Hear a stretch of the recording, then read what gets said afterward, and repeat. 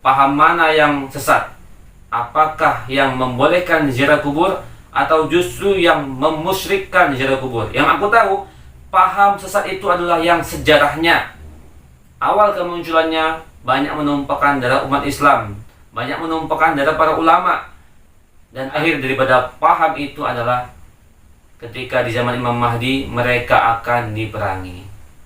Jadi perang melawan Arab Saudi adalah perang melawan paham takfiri. Selamat tinggal paham yang sebentar lagi akan expired. Ketika Imam Mahdi muncul, maka kalian betul-betul expired. Betul-betul kalian akan diperangi dan akan habis.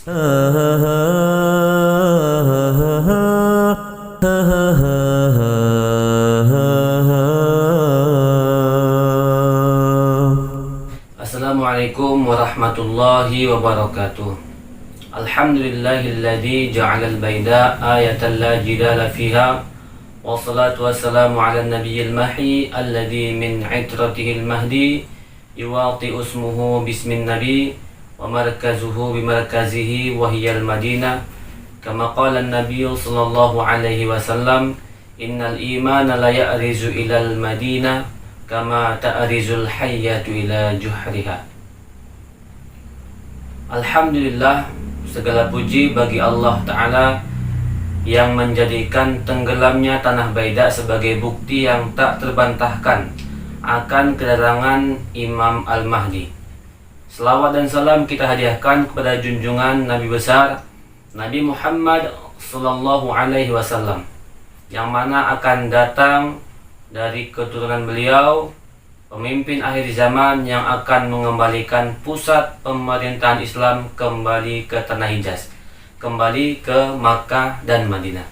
Alhamdulillah teman-teman sekalian, dalam video ini kita akan membahas tentang tempat-tempat yang akan diperangi oleh Imam Mahdi. Pembahasan sebelumnya sudah kita bahas tentang urutan yang pertama, penenggelaman pasukan As-Sufyani, dan sekarang pembahasan tentang tempat yang kedua yang akan diperangi oleh Imam Mahdi, yakni perang melawan Jazirah Arabia. Dalam sebuah hadis, Nabi Shallallahu Alaihi Wasallam bersabda, "Taghzuna Jaziratul Arab, fayaftahuha Allah." Kalian, kata Nabi, akan memerangi Jazirah Arabia dan Allah memberikan kemenangan untuk kalian. Jadi peperangan melawan Arab Saudi yang akan dilalui oleh Imam Al-Mahdi adalah sesuatu yang pasti. Akan tetapi yang menjadi masalah adalah kenyataannya sekarang ini Arab Saudi adalah negara Islam, negara Muslim. Lalu siapa yang akan diperangi oleh Imam Al-Mahdi? Apakah Imam Mahdi akan memerangi umat Islam? Imam Mahdi nggak akan mungkin memerangi umat Islam. Lalu siapa yang akan diperangi Imam Mahdi? Karena kenyataannya Arab Saudi adalah negara Islam. Jadi yang akan diperangi oleh Imam Al-Mahdi adalah paham takfiri yang ada di Arab Saudi. Itulah yang akan diperangi oleh Imam Al-Mahdi, paham takfiri. Jadi paham takfiri ini adalah paham yang pada awal kemunculannya mereka dibantu oleh musuh-musuh Islam dan banyak menumpahkan darah umat Islam, banyak menumpahkan darah para ulama. Dan akhir daripada paham takfiri ini adalah ketika munculnya Imam Mahdi dan mereka akan diperangi di zaman Imam Al-Mahdi. Jadi perang melawan Saudi Arabia adalah perang melawan paham takfiri. Kemudian paham takfiri ini mereka nggak mau menisbatkan nama mereka dengan nama pendiri paham tersebut. Kalau kita kan Ahlus Sunnah wal Jamaah, misalnya kita di Indonesia bermadzhab Syafi'i. Kenapa? Karena dinisbatkan kepada nama Imam Asy-Syafi'i. Ada yang bermadzhab Hanafi. Kenapa? Karena dinisbatkan kepada nama pendiri madzhab, yakni Imam Abu Hanifah. Nah, paham takfiri ini mereka ini nggak mau dinisbatkan kepada nama pendirinya. Oleh karena itu kita sebut saja namanya paham takfiri. Kita sebut paham takfiri. Kenapa? Memang mereka ini suka mengkafir-kafirkan, suka membid'ah-bid'ahkan umat Islam. Kemudian teman-teman sekalian, di manakah tempat kemunculan paham takfir ini? Paham takfir ini awalnya kemunculannya adalah di Najd. paham takfir ini. Satu wilayah, satu tempat di Jazirah Arabia, di Arab Saudi. Sebetulnya mengenai Najd, tempat munculnya paham takfir ini, 14 abad yang lalu Nabi Shallallahu Alaihi Wasallam sudah memberi kabar bahwasanya Najd adalah tempat munculnya tanduk setan. Sebagaimana dalam sebuah hadis, Nabi berdoa, Allahumma barik lana fi Syamina wa Yamanina. Ya Allah, berkahilah negeri Syam dan negeri Yaman. Lalu ada yang bertanya kepada Nabi, wa fi Najdina, ya Rasulullah, doakanlah negeri Najd. Lalu apa kata Nabi? Allahumma barik lana fi Syamina wa Yamanina. Ya Allah, berkahilah negeri Syam dan negeri Yaman. Lalu orang ini tanya lagi kepada Nabi, wa fi Najdina, ya Rasulullah, doakanlah negeri Najd kami. Lalu apa yang Nabi katakan? Hunaka zalazil wal fitan. Dari sanalah, dari Najdlah akan muncul zalazil, akan muncul huru-hara, wal fitan, dan fitnah akhir zaman akan muncul. Wa biha yatlu'u qarnus syaitan, dan dari Najd itu akan muncul tanduk setan. Nah, teman-teman sekalian, Najd ini arah mana? Wilayah mana dari Arab Saudi? Jadi Najd ini Nabi sudah memberitahukan, walaupun sekarang ini Najd tidak digunakan lagi menjadi satu tempat di wilayah Arab Saudi. Akan tetapi Nabi sudah memberi kabar bahwasanya Najd itu di wilayah timur Madinah. Sebagaimana dalam sebuah hadis, Nabi Shallallahu Alaihi Wasallam qama ila jambil mimbar. Nabi berdiri di sebelah mimbar. Jadi Nabi berdiri di sebelah mimbar Masjid Nabawi. Kemudian wahwa mustaqbilul masyriq. Kemudian Nabi menghadapkan wajahnya ke arah timur, sebelah kanan Masjid Nabawi. Kenapa? Karena Makkah di sebelah selatan. Jadi Najd itu sebelah timur Madinah. Wahwa mustaqbilul masyriq, dan Nabi menghadapkan wajahnya ke arah timur. Lalu apa kata Nabi? Ala innal fitnata hahuna. Ketahuilah, sesungguhnya fitnah itu akan muncul dari sana. Min haitsu yatlu'u qarnus syaitan. Di tempat munculnya tanduk setan.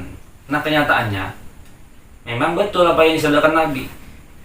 Di wilayah Madinah, arah timurnya itu memang ada bangunan-bangunan gedung pencakar langit yang memang bentuknya kayak tanduk setan, gedung-gedung pencakar langit. Alhamdulillah teman-teman sekalian, kalau sekarang ini di manakah sebetulnya Najd itu? Coba kita lihat di di Google. Masih ada nggak ya? Jadi yang pertama kita lihat dulu timur Madinah ya. Timur Madinah. Manakah itu timur Madinah? Kemudian ada satu tempat di wilayah timur Madinah itu namanya sekarang ini disebut dengan nama Al-Uyainah. Al-Uyainah di wilayah Arab Saudi.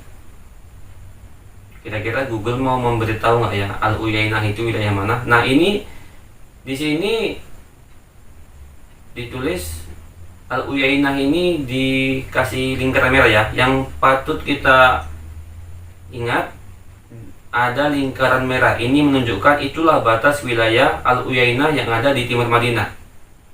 Ini nanti kita mencari Najd nanti ya. Ini kita menulis tempat-tempat yang ada di wilayah timur Madinah. Coba kita ketik misalnya Diriyah. Kita ketik Diriyah. Nah, di sini pun sama. Begitu kita ketik Diriyah, ini dia akan muncul tulisan Diriyah dan ada lingkaran merah. Itulah batas wilayah daerah Diriyah yang ada di timur Madinah. Kemudian kalau kita ketik Najd, kira-kira muncul nggak ya? Kita ketik Najd Arab Saudi ya. Apakah dia akan menunjukkan satu tempat yang dilingkari dengan batas wilayah berwarna merah? Ternyata di sini nggak ada. Nah, Google pun tidak memberitahu ya di mana itu Najd ya. Nah, tidak ada. Nah, itu dia. Yang penting, walaupun di dalam peta di Google tak disebutkan Najd itu di wilayah mananya, karena dia tidak memberi batas wilayahnya. Pokoknya Nabi bilang, yang penting Nabi sabdakan Najd itu di sebelah timur Madinah, itu yang paling penting. Pokoknya timur Madinah. Masih belum paham lagi yang mananya. Pokoknya yang ada bangunan gedung pencakar langit, yang ada bentuknya kayak tanduk setannya. Kemudian teman-teman sekalian, paham takfiri adalah paham yang akan diperangi oleh Imam Mahdi. Ataukah sebaliknya, paham takfiri yang akan memerangi Imam Mahdi? Mana yang betul? Dan kalau kita melihat hadis Nabi, dalam sebuah hadis Nabi Shallallahu Alaihi Wasallam bersabda, yushakul muslimuna ayyuhasaru, hampir saja umat Islam ini akan dikepung. Hampir saja mereka ini digiring sampai ke kota Madinah. Hatta yakuna ab'ada masalihihim silah, sehingga pertahanan mereka yang paling kuat adalah persenjataan. Jadi senjata itu adalah pertahanan yang paling kuat bagi umat Islam di waktu itu, di zaman Imam Al-Mahdi, ketika mereka dikepung oleh paham takfir ini. Jadi ini menunjukkan ketika pasukan kaum muslimin terpojok di Madinah, bahwasanya ini menunjukkan paham takfir ini begitu kuat, powernya begitu kuat, sehingga mereka yang mengepung pasukan Imam Al-Mahdi, yang mana Imam Mahdi baru saja dibaiat. Kemudian teman-teman sekalian, Madinah ini adalah pusatnya orang-orang yang imannya kuat di zaman Imam Al-Mahdi. Sebagaimana hadis Nabi, innal imana la ya'rizu ilal Madinah kama ta'rizul hayyatu ila juhriha. Sesungguhnya iman itu akan kembali lagi ke kota Madinah sebagaimana ular kembali ke dalam lubangnya. Ular itu kembali ke dalam sarangnya. Jadi iman itu maksudnya apa? Orang-orang yang imannya kuat sebagaimana imannya para sahabat Ashabul Badar, 313 sahabat yang berperang melawan 1000 pasukan kaum kafir, dan akhirnya sahabat ini menang. Maka di akhir zaman ada pasukan Imam Al-Mahdi yang imannya kuat sebagaimana sahabat Nabi Ashabul Badar, sahabat yang ikut dalam perang Badar, imannya begitu kuat.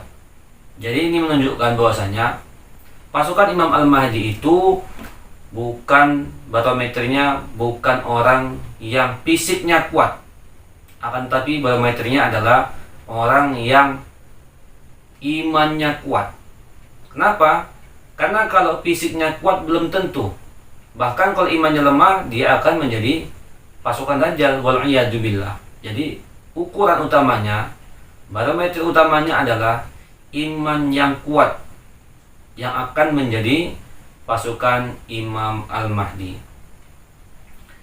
Jadi teman-teman sekalian, pasukan takfiri, paham takfiri, kalian tahulah itu paham takfiri itu apa namanya sekarang ya. Jadi paham takfiri ini adalah paham yang suka membid'ah-bid'ahkan umat Islam, suka menyesatkan umat Islam. Banyak amalan umat Islam yang dibid'ahkan oleh paham takfiri ini. Misalnya tahlilan, wirid yasin, maulid nabi, ziarah kubur, semua dibid'ahkan, dan masih banyak yang lainnya. Semua dibid'ahkan oleh paham takfiri, sehingga ini membuat bingung umat Islam mana yang betul. Yang betul itu yang membolehkan tahlilan atau yang mengharamkan. Yang betul itu yang membolehkan maulid atau justru yang membid'ahkan maulid. Membuat umat Islam bingung. Jadi teman-teman sekalian, ketika ada perbedaan pendapat dalam masalah agama dengan paham takfir ini, maka kita jangan melihat dalil mereka. Kenapa? Yang harus kita lihat ini adalah sejarah mereka, awal kemunculan mereka, dan akhirnya mereka nanti akan diperangi oleh Imam Mahdi. Ini yang utamanya.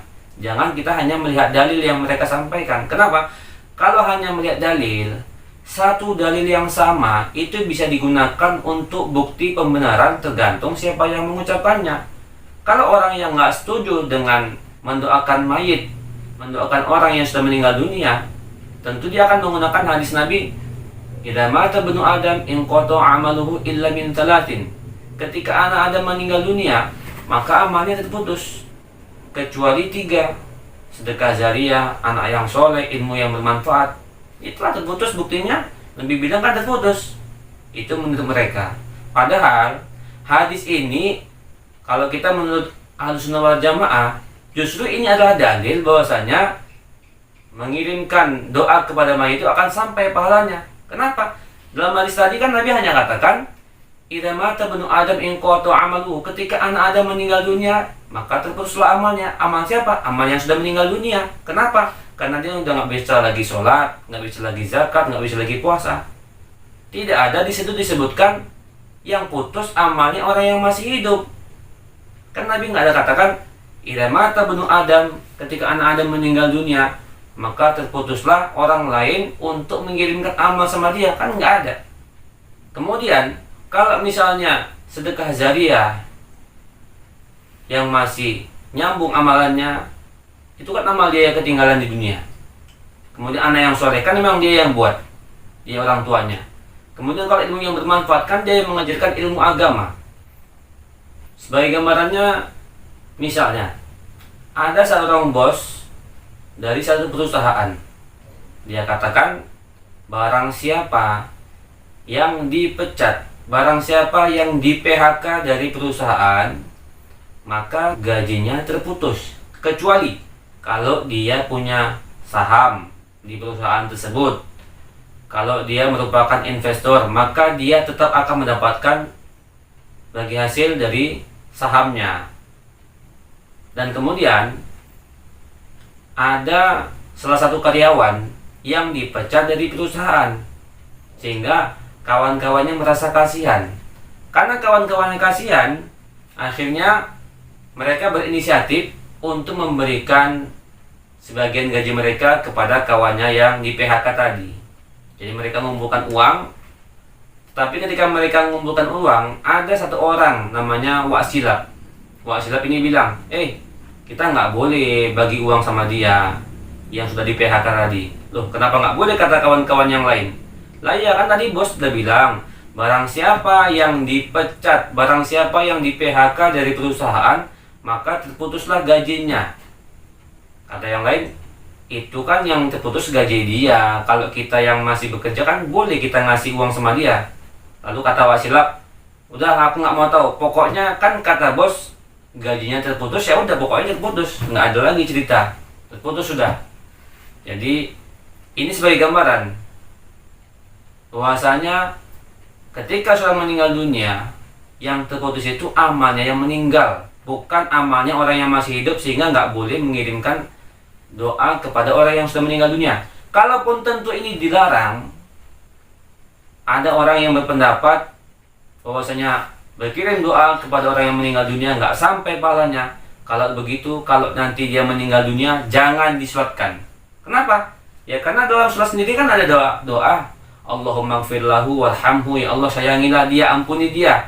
Kalau memang dia nggak diampuni, untuk apa disolatkan? Untuk apa kita baca doa?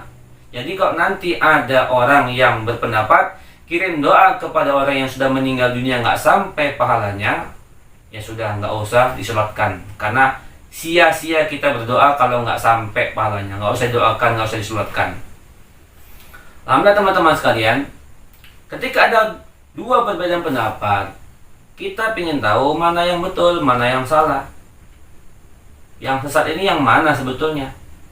Apakah yang membolehkan tahlilan atau justru yang membid'ahkan tahlilan? Jawabannya begini, aku nggak tahu mana paham yang sesat. Apakah yang membolehkan tahlilan ataukah yang mengharamkan tahlilan? Yang aku tahu, paham sesat adalah paham yang awal kemunculannya banyak menumpahkan darah umat Islam, dan akhir daripada paham ini akan diperangi oleh Imam Al-Mahdi. Itu yang utamanya.